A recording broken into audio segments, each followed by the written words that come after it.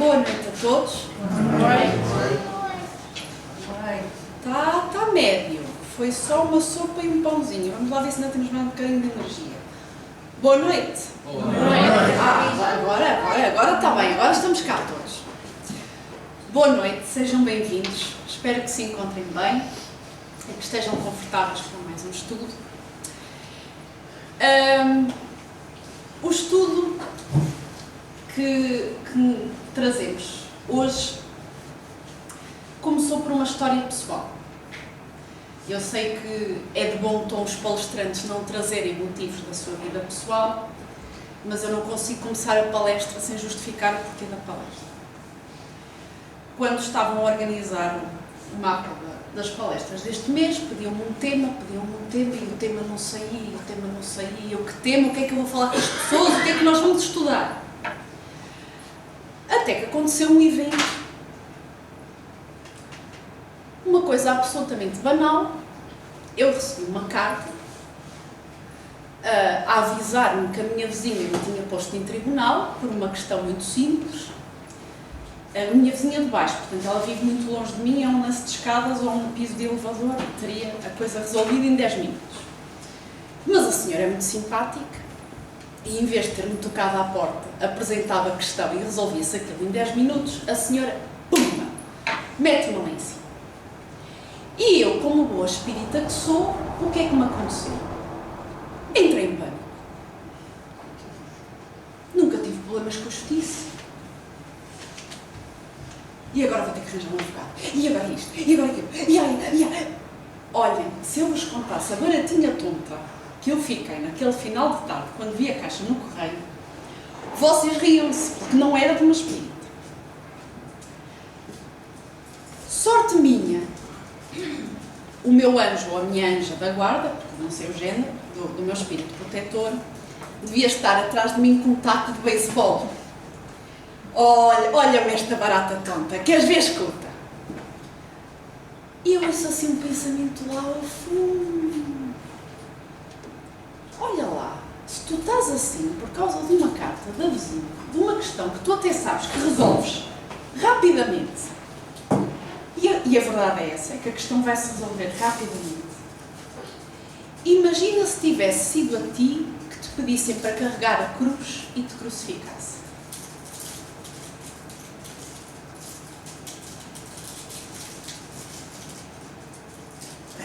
Não há otimismo nem fé? E foi esta frase que ficou na minha cabeça.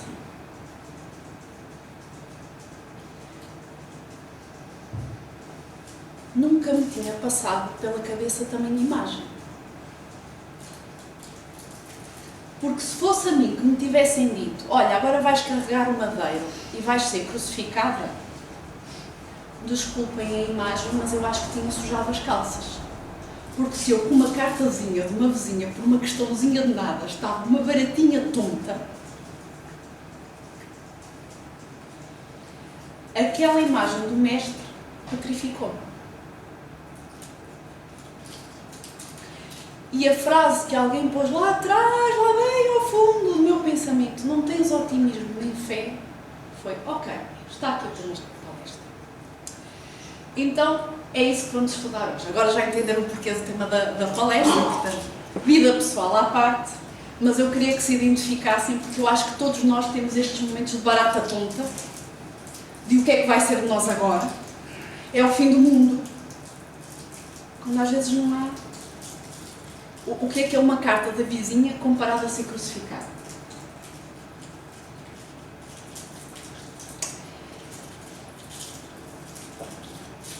E, começando então por trazer Jesus, há uma passagem muito bonita no Evangelho em que os apóstolos pedem a Jesus: acrescenta-nos fé. E disse o Senhor: se tivesses fé como um grão de mostarda, aqui depois as traduções variam, portanto se calhar vocês conhecem a frase de uma forma muito diferente, o que importa é o significado geral. Se tivesses fé como um grão de mostarda, dirias a esta amoreira: desarraiga-te daqui e planta-te no mar, e ela vos obedeceria. Isto é uma imagem muito forte. Primeiro porque um grão de mostarda é um grão muito, muito pequenininho. Nós geralmente já compramos a mostarda triturada, mas quem compra os grãos de mostarda ou quem compra a mostarda de Dijon vê que são assim umas bolinhas muito, muito, muito, muito pequeninas. Se a nossa fé fosse desse tamanho, nós conseguimos pedir a uma árvore para a árvore mexer-se.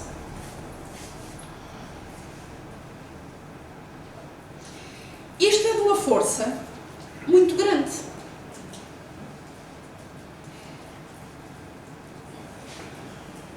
Então, o que é isto de ter fé?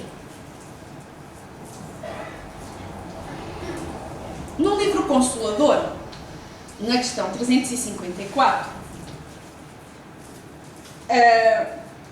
a pergunta que se coloca a Emmanuel é: poder-se-á definir o que é ter fé? E ele divide aqui a resposta em várias partes. É guardar no coração uma certeza em Deus, que ultrapassou o âmbito da crença religiosa, fazendo o coração repousar numa energia constante de realização divina da personalidade. Conseguir alcançar a fé, ou seja, conseguir a fé é alcançar a possibilidade de não mais dizer eu creio, mas afirmar eu sei.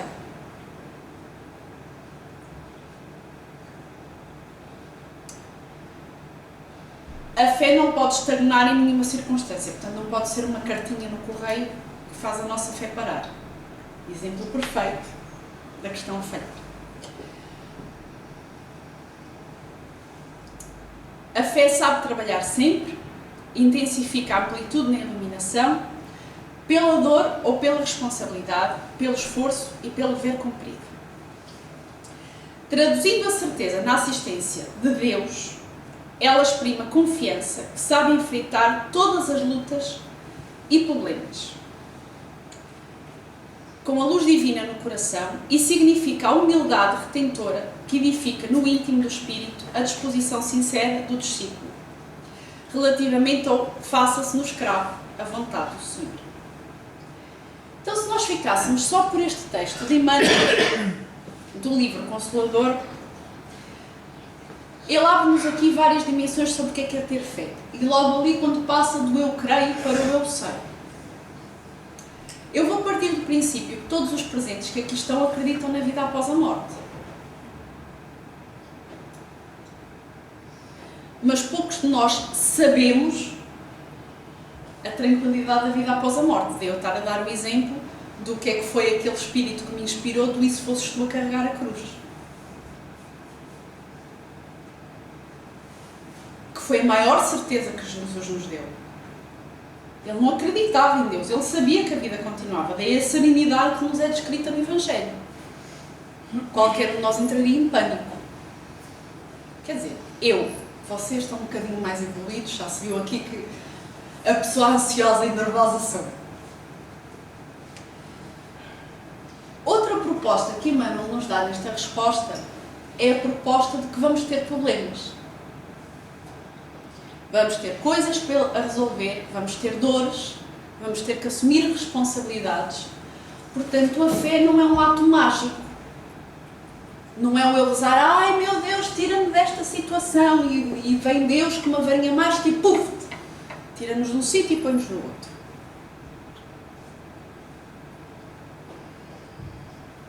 Que é o que na verdade todos nós queremos. Mas aqui a proposta não é essa. Não é crer em passos mágicos.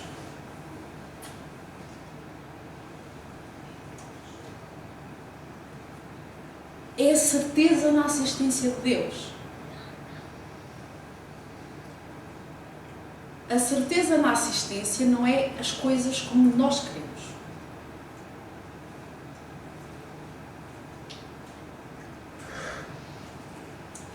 Mas os caminhos que se vão mostrando para resolvermos as coisas que temos em mãos.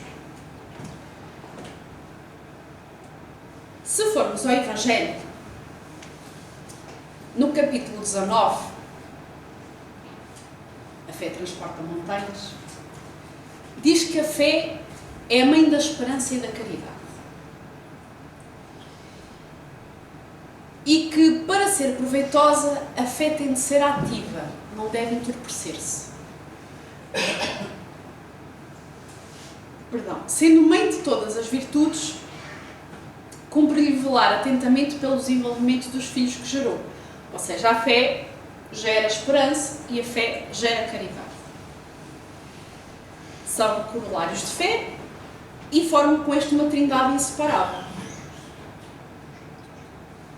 Ou seja, é impossível ter esperança se não houver fé nem caridade, é impossível ter caridade se não houver fé nem esperança, portanto os três andam de mãos dadas. Não é a fé que faculta a esperança na realização das promessas do Senhor? Se não tiverdes fé, que esperareis? Não é a fé que dá o amor? Se não tendes fé, qual será o vosso reconhecimento e, portanto, o vosso amor? Então aqui, o Evangelho traz-nos uma perspectiva que Emmanuel não tinha, sendo que o Evangelho veio primeiro que o livro Consolador. Traz-nos aqui uma perspectiva que é a questão do amor. Amor em quem? Ou no quê?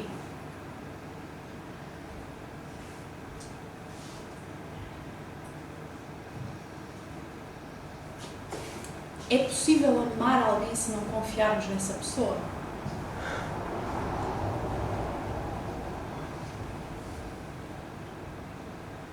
Não há hipótese.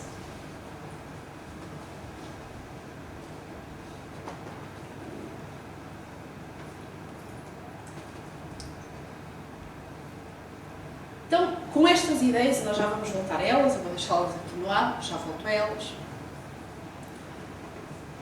O que nós podemos encontrar no Evangelho é uma análise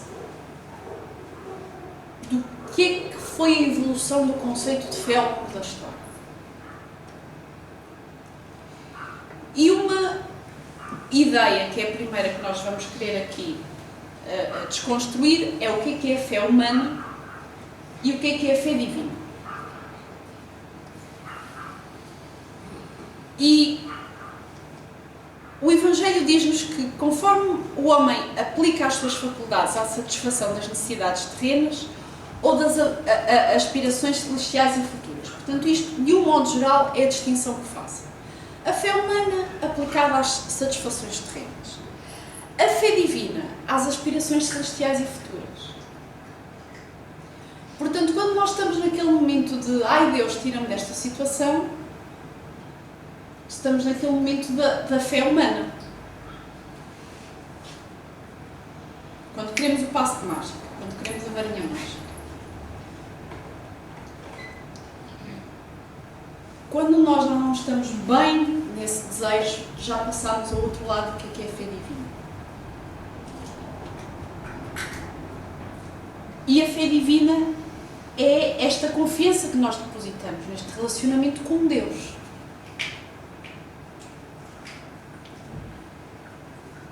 E o que é realmente a fé? O Evangelho explica-nos que a fé é um sentimento inato ao ser humano. É a consciência que o indivíduo tem das faculdades, das suas faculdades, a princípio num estado latente e que lhe cumpre, conforme ele vai trabalhando, desabrocham e crescem pela ação da própria vontade. A fé divina, quando raciocinada, não deixa margem para dúvidas, para discussões, nenhuma obscuridade, porque apoia-se nos fatos e na lógica. Então a criatura crê porque tem a certeza. E ninguém tem a certeza se não tiver compreendido. A fé necessita de uma base que é a inteligência perfeita daquilo que se deve a crer. E para crer não basta ver, é preciso sobretudo compreender. Ora, o texto está muito bonito, mas o que é que isto quer dizer? Onde é que estão inscritas as leis divinas? Na consciência de cada um. Então, quando o Evangelho nos diz que a fé divina é um sentimento inato e é a consciência que o indivíduo tem das suas faculdades, isto quer dizer que a nossa fé passa do estado de fé humana para a fé divina quando nós entramos em contato com as leis divinas que estão inscritas dentro de nós próprios. É preciso este conhecimento de nós próprios.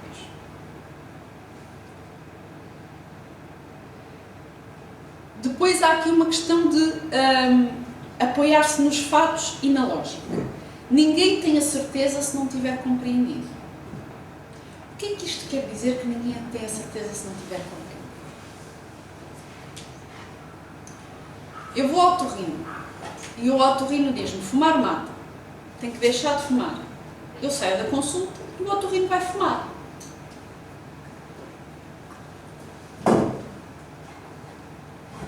Ele sabe a lei. Sabe. Eu entrei na consulta e ele deu aquela indicação. Agora, entre sabermos as leis, vou dar aqui um exemplo, entre sabermos as leis e compreendermos realmente as leis, vai esta distância.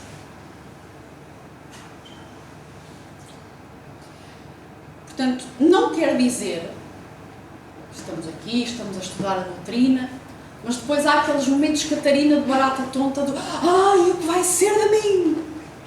Que é aquele momento do eu até sei as leis. Não está a ver a compreendê-las. Que é Catarina, estás neste mundo, os problemas vão aparecer à tua porta, nem precisa sair de casa, eles vieram pelo correio.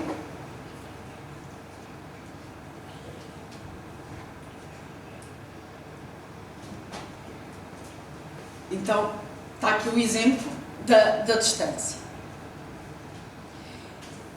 E é, no fundo, esta diferença que separa as duas fés. Ao longo do tempo, a história da humanidade mostra que nós estamos neste caminho.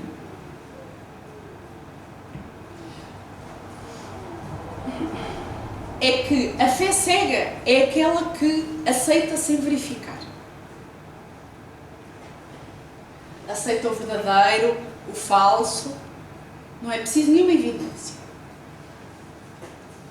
Há um grande problema quando estamos muito perto da fé cega, que é o fanatismo.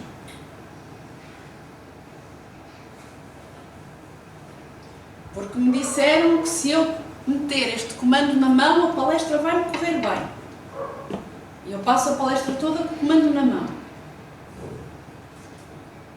Mas é um comando. O comando não estudou a palestra, o comando não leu o livro. Como é que o comando... Ai, mas alguém me disse que se eu segurar o comando durante a palestra dá só. Isso é fé cega. O comando é o comando. Quando nós começamos a questionar-nos, mas que poderes tem o comando para que a palestra me faça correr bem? Para que tudo corra bem ao longo da palestra? Aí já estamos a vir deste caminho. Todos nós fizemos este caminho e todos nós estamos a fazer este caminho.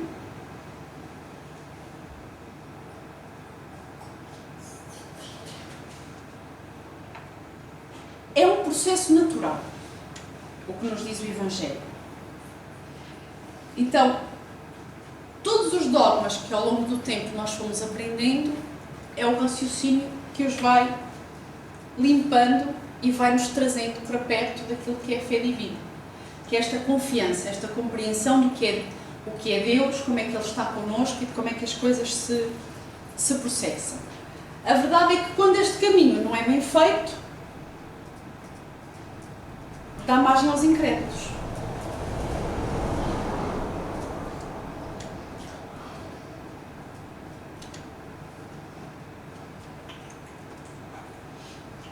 E vocês começam a dizer, então, mas as religiões, não é? Que todos nós começámos fé cega, estamos a passar para esta fé divina, qual foi o papel da religião na fé? Eu trouxe aqui uma tapeçaria italiana que está exposta no Museu Nacional de Londres e a primeira eu não incluí nas minhas notas, mas são ambos do século XIV e uma é a representação do inferno e outra é a representação do céu. Eu nasci no século XX e a primeira coisa que me ensinaram foi estas duas representações. se eu roubasse as bolachas à minha mãe, a velha história das bolachas, eu ia parar ao inferno. Se eu fosse muito obediente e uma menina bonita, eu ia parar ao céu. A única coisa que me deixava triste nesta história é que os animais estavam no céu. Eu estou a ver aqui umas galinhas, uns coelhos, uns peixes. Foi a parte triste desta constatação, é que os animais estavam todos no céu. No inferno estavam ali aquelas representações muito más, como ali os soldados metidos num caldeirão. Mas nós depois começamos a pensar, epá,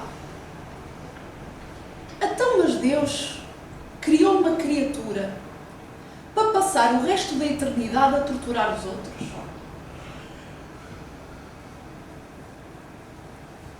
Porque foi o que me ensinaram. Eu portava-me mal, eu morria, ia para o inferno. Ia arder no inferno para o resto da eternidade. Se eu ia arder no inferno para o resto da eternidade, tinha que haver alguém que durante o resto da eternidade me atormentasse. Deus dormiu e criou uma criatura para me torturar o resto da eternidade. No início, este tipo de representações foi muito importante. Porque era através da religião que se conseguia controlar a sociedade e conduzir, de certa forma, o comportamento. Então foi uma forma de conseguir orientar os desejos e as vontades, mas recorrendo aqui à ideia do sobrenatural. Quem estuda a doutrina espírita sabe que há nada de sobrenatural em Deus. Se nós somos espíritos, também seríamos sobrenaturais. Não parece que nenhum de nós seja. Então, a religião foi extremamente importante no início, as várias religiões foram extremamente importantes porque ajudaram a conduzir de certa forma a sociedade. Mas ajudaram a conduzir um com a ideia de sobrenatural, outro com a ideia de medo.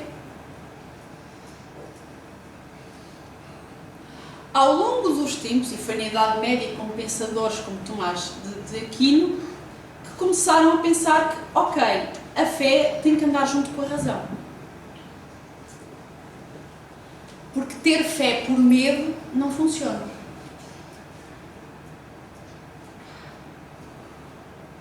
E depois há todas estas questões de como é que eram na minha cabeça eram as praticalidades do inferno que me deixavam. Eu do céu nem queria saber, só ficava preocupada com os animais. Agora, as tecnicalidades, como é que eram os processos de gestão do inferno? Uma pessoa na adolescência é terrível.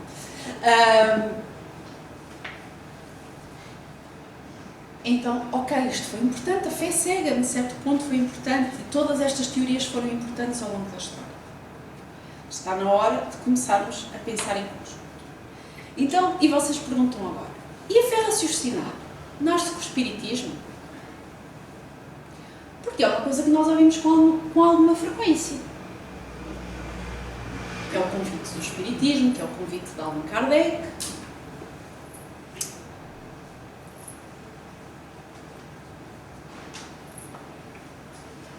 A verdade é que a fé raciocinada não nasce com o espiritismo.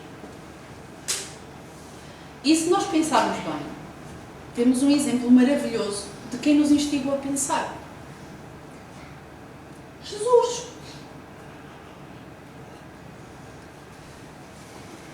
Quando Jesus tem um discurso com as pessoas, que é claro, que é humilde, que é sereno, quando ele apela à inteligência das pessoas, quando ele diz, quem não tiver pecados, atira a primeira pedra, ele está a fazer o quê?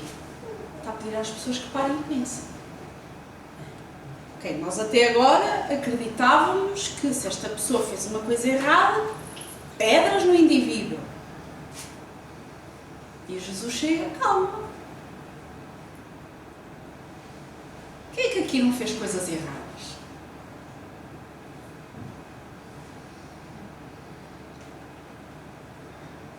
Então, se nós pararmos para pensar, já estamos numa marcha naquele bonequinho que eu vos mostrei há pouco, já há algum tempo.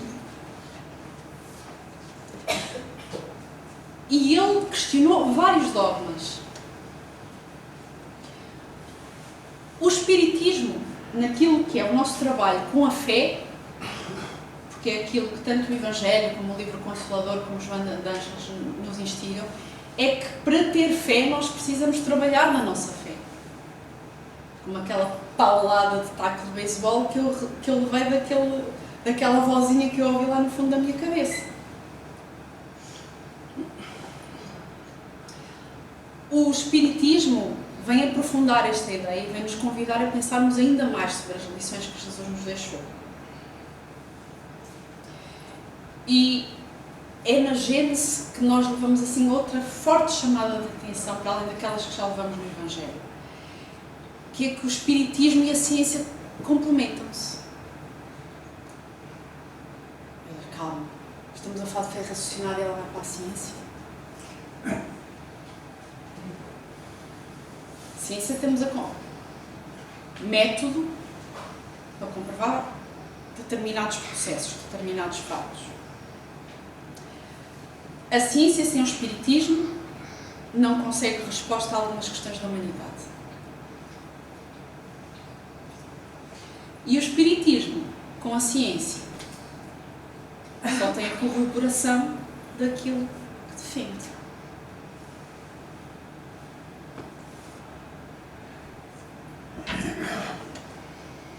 Deu para entender? Está muito confuso, está toda a gente com cara de sexta-feira, não sei se já adormeceram.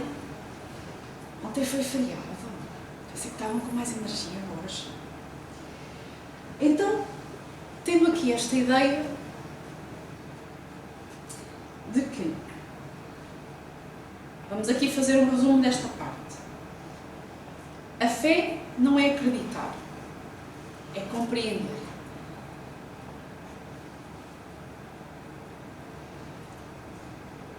Fé exige que a gente vá de encontro às leis divinas que estão dentro de nós. E obriga-nos a fazer um questionamento dos dogmas que nós ainda temos.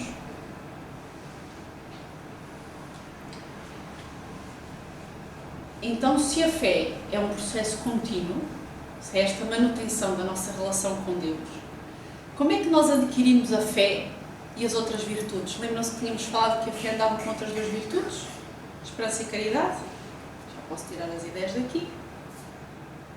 Eu tenho muito medo que um dia haja um médium vidente na plateia porque vai ver as ideias penduradas.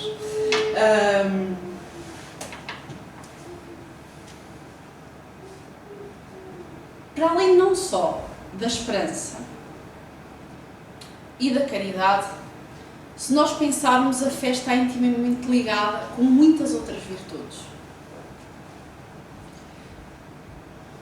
A humildade, a resignação, a calma, a paciência, a confiança.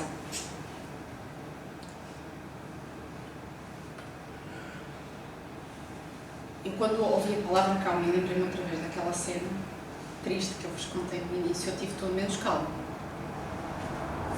Podem-se rir à vontade, eu sei que vocês reagiriam de forma calma e pacífica.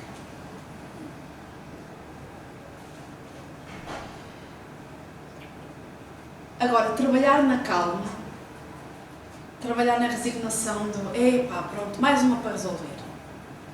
Há uma grande diferença entre vou ter que resolver esta, do epá, mais uma para resolver, isto só me acontece a mim, já não tinha problemas que chego, agora veio mais esta, e olha-me agora, e num dia vou ter que contratar uma...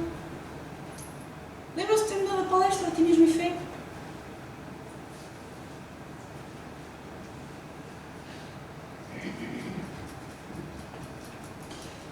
É muito diferente do bora lá, mais uma para resolver, vamos lá, vamos mais esta.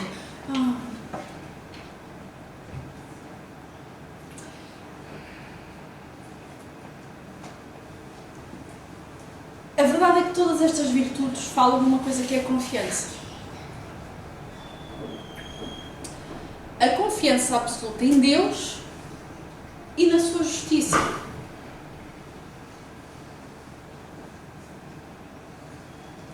Como assim? Deus ousou fazer estas coisas e não me pediu opinião. Eu não disse que era boa hora para eu ter mais um problema para resolver. quem Deus julga que é para me mandar mais uma? Que às vezes é a nossa atitude.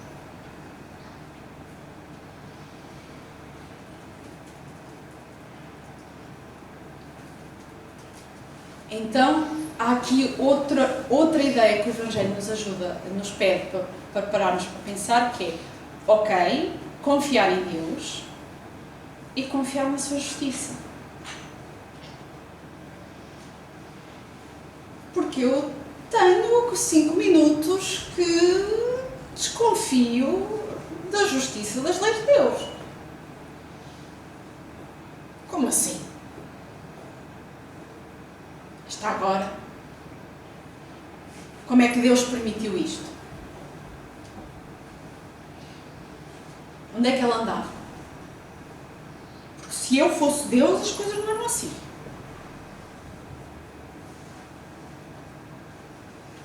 Estou a ver umas cabeças a virar, eu acho que o discurso é familiar, alguns.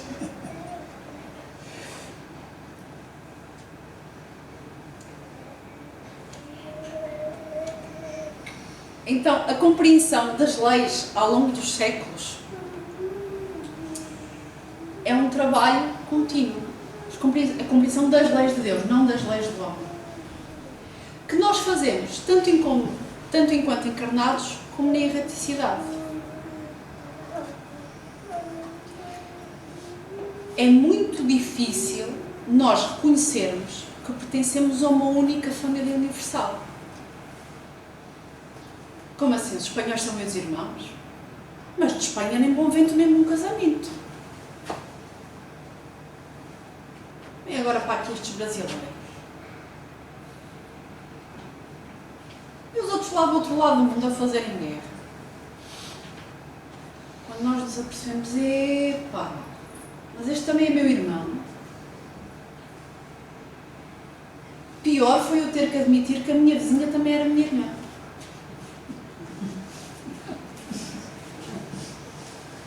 Deus sai-se com cada um. Como é que aquela indivídua tão mal disposta é minha irmã?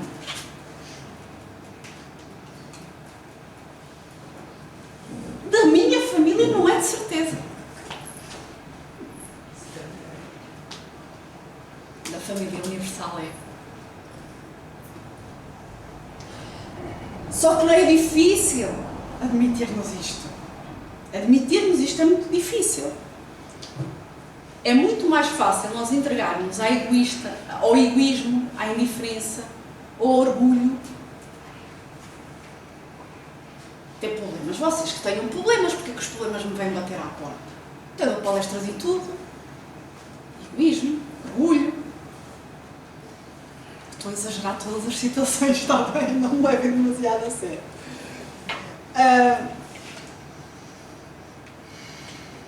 Então, como é que eu vou ter fé se eu não estiver a pensar? Ela também é minha irmã. Ela está mal disposta com a vida. Ela não teve coragem de vir bater à minha porta. Eu compreendo, eu saio, ela vê-me sair sempre de manhã. Eu de manhã não sou para conversas.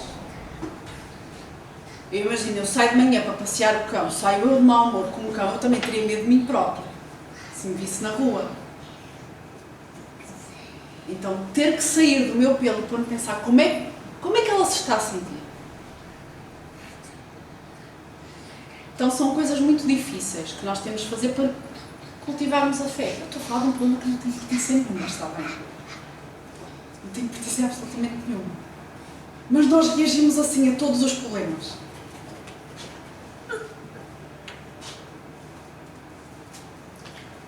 Então, a partir do momento que compreendemos, ok, pertencemos à família universal, temos uma pluralidade de existências.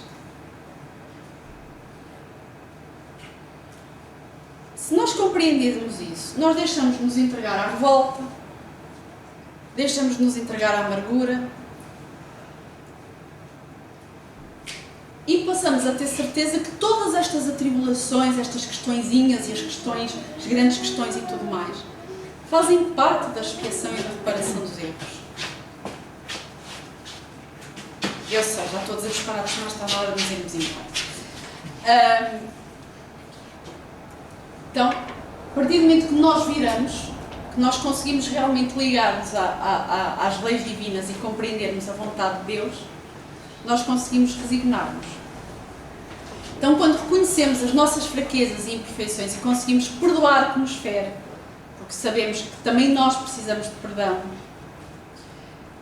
quando nós começamos a cultivar alguma humildade, alguma compaixão, quando começamos a possuir certeza na vida futura, deixamos de sofrer pelas dificuldades momentâneas. Porque ficamos mais tranquilos, ok, esta está complicada, mas se eu me safar bem, a próxima vida vai ser mais fácil.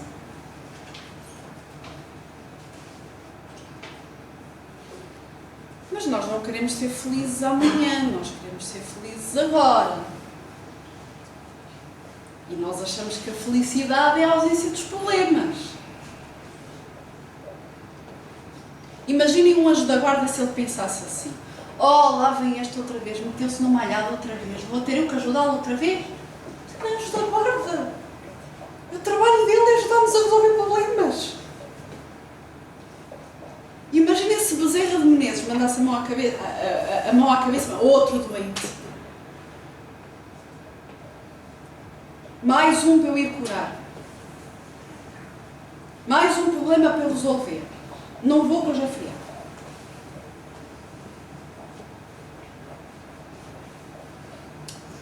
Então, na questão 626 do livro dos Espíritos, Kardec pergunta: só por Jesus foram-nos reveladas as leis divinas e naturais? Antes do seu aparecimento, o conhecimento dessas leis, só por intuição é que os homens a tiveram? E respondem os Espíritos: já dissemos que essas leis não estão escritas por toda a parte. Estão na nossa consciência, portanto, estão por toda a parte.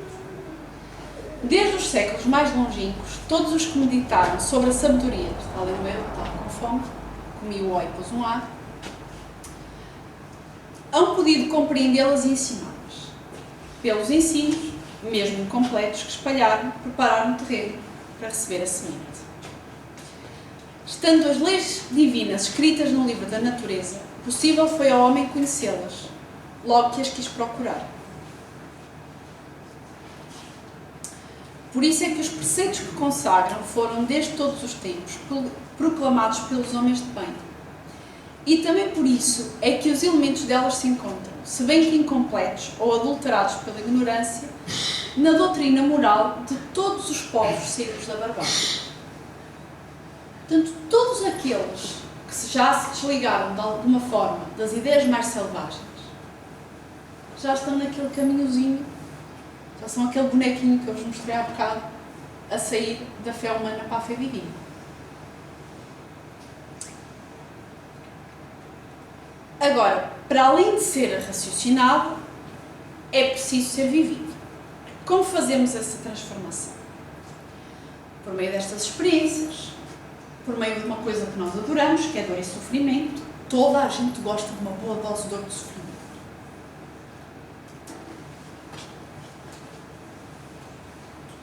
São duas boas ferramentas para nós trabalharmos a nossa fé. Pelas dificuldades, mas também pela alegria, pela gratidão, pela amizade. Ai, quem tenha um bom amigo que o guarde.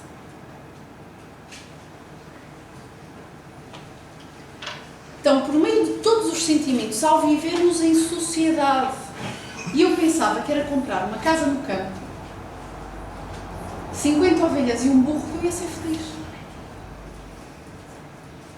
É só porque as ovelhas estão caras, não dá para comprar mais. Não tenho ovelhas, mas adoro-as. Se pudesse ter. Os quantos de nós às vezes não pensam: eu vou largar isto tudo, eu vou para o campo, eu não quero mais saber de ninguém. Mas é no convívio com os outros que nós trabalhamos a nossa fé. Porque somos forçados a olhar para nós. Como é que eu reajo sobre esta circunstância? Eu já entendi a minha fé? Ou ainda estou assim um bocadinho mais atrapalhada?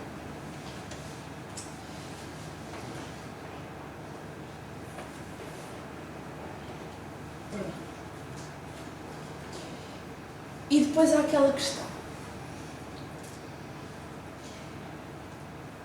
A fé nem sempre é estudada.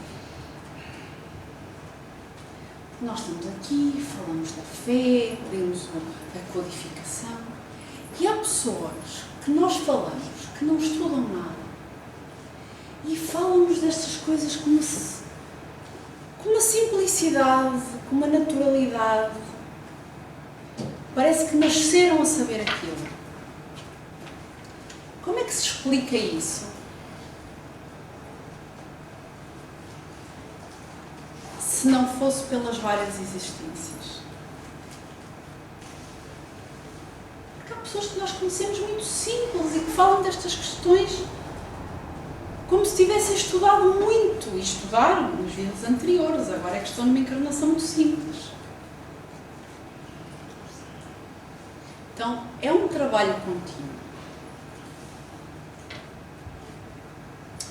Como fazer essa transição?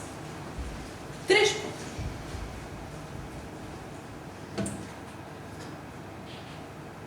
O Evangelho fala-nos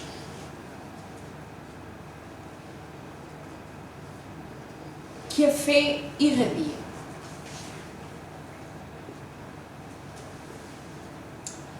Que quem tem fé, essa fé irradia. Irradia através de 3 coisas. Das nossas obras, do nosso exemplo e das nossas vibrações. O que é que isto quer dizer?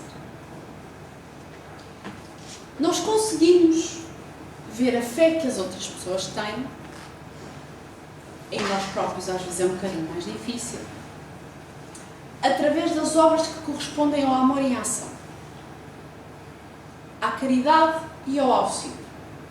Mas quando estamos a falar de caridade e ao auxílio da forma despretensiosa, não da esmola. Verdadeira caridade e verdadeiro auxílio. Quando estamos a falar do exemplo, estamos a falar da forma de encarar as provações da vida, que inspiram aqueles que nos observam.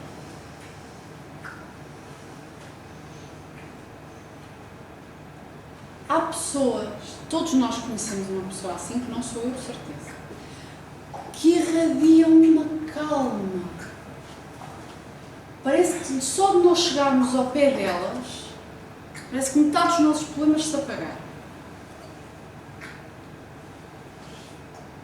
Nós contamos os nossos problemas e aqueles que não é bem assim, pensa assim, faz com uma calma, com uma serenidade. Então, aí somos transformados pela fé dos outros através do seu exemplo. E depois falam-nos aqui das vibrações. E o que é isto de irradiarmos a fé por vibrações? Refere-se aos pensamentos e sentimentos que nós temos. E isso consegue contagiar as pessoas à nossa volta. Se nós formos ao Evangelho segundo o Espiritismo, nós temos o capítulo Bem-aventurados os aflitos. E encontramos uma referência às contribuições que o exercício da fé robusta pode trazer àqueles que convivem connosco. Os que aceitam resignados os sofrimentos porque se submetem a Deus.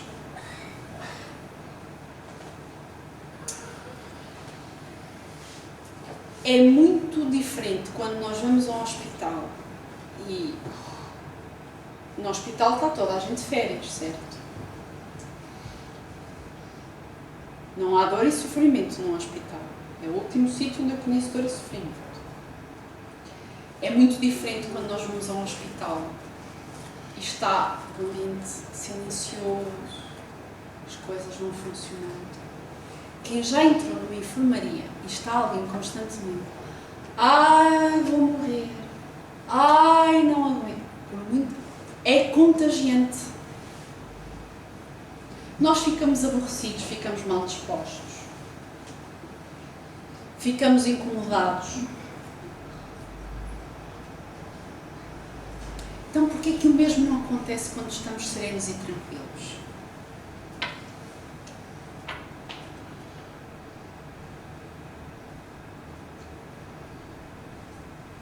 Então, quando no Evangelho, principalmente no capítulo de Bem-aventurados os aflitos, que são resignados, que se submetem à vontade de Deus, e nós vemos pessoas que às vezes com vidas terríveis. Nós sabemos que aquelas pessoas têm umas vidas dificílimas. Aquelas pessoas estão bem dispostas. Fazem as suas coisas, saem da cama, fazem o que têm a fazer. Às vezes com vidas que eu penso, se fosse eu não saía da cama. Essas pessoas contagiam-nos pelo que é bom. Então, a fé contagiosa é sincera e empolgante e comunica-nos àqueles que não a têm. Querem um outro exemplo mais prático? Porquê que fazemos o Evangelho no lar? Porquê que o Evangelho do lar não nos beneficia só a nós? Porquê que nos beneficia a nós, aos que estão connosco em casa, aos nossos vizinhos, ao nosso bairro? Porquê que nós hoje, aqui todos em conjunto, não estamos só nós a ser beneficiados? Será que a rua inteira não está a ser beneficiada com este estudo? Então, quando as palavras vão de encontro à alma, é um passo entre a fé que atua daquela fé que são só palavras. E acho que todos nós já conhecemos pessoas extremamente religiosas que nós falamos com elas e ter falado com elas ou ter falado com uma pedra foi igual. Porque é de uma frieza. Então o convite do Evangelho é que nós preguemos pelo exemplo da nossa fé. Então, irmos de encontro àquilo que é a nossa fé, mas sermos nós o exemplo e a ação daquilo que é a nossa fé. E Jesus diz-nos: tenho-vos dito que em mim tenhais paz. No mundo tereis aflições, mas tendo bom ânimo, eu venci o mundo. Depois da cacetada que eu levei, de quem quer que tenha sido o Espírito que me deu aquela sugestão, esta frase que se encontra no Evangelho de João não podia resumir melhor aquilo que é o nosso exercício de otimismo e fé enquanto estudantes da doutrina espírita. Então, o que é que nós podemos sair aqui de conclusão que eu gostava, das ideias que eu gostava que vocês levassem para casa? Que a fé é uma virtude que está latente, está em nós, em todos nós, mas que precisa ser conquistada. É um trabalho contínuo nosso. A fé não é só acreditar, não é uma coisa estagnada e parada.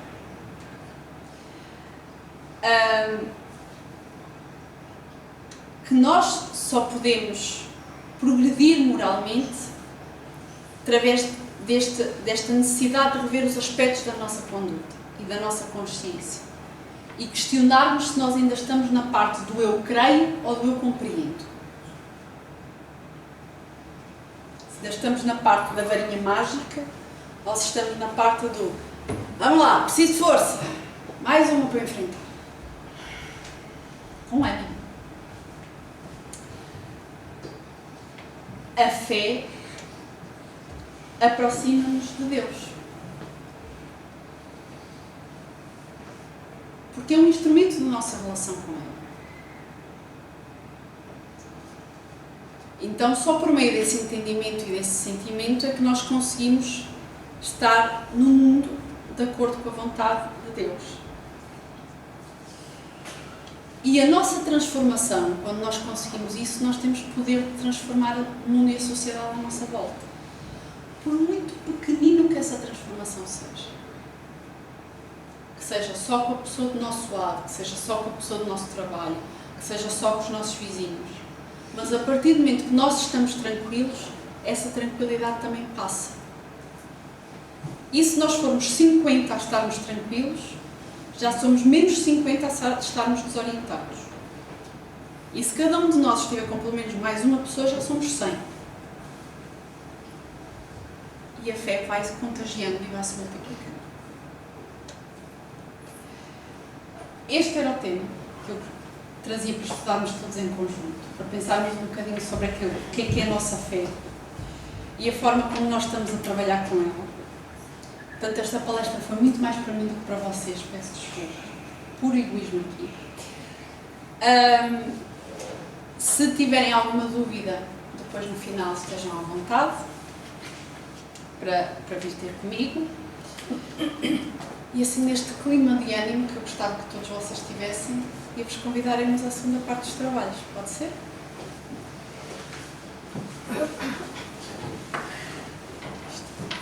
Tenho a minha apresentação toda.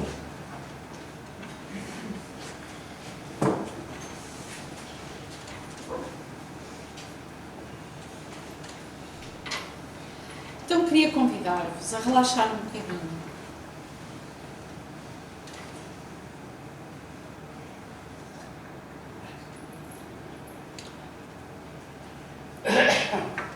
Pensar num lugar fresquinho, que eu sei que está muito calor hoje.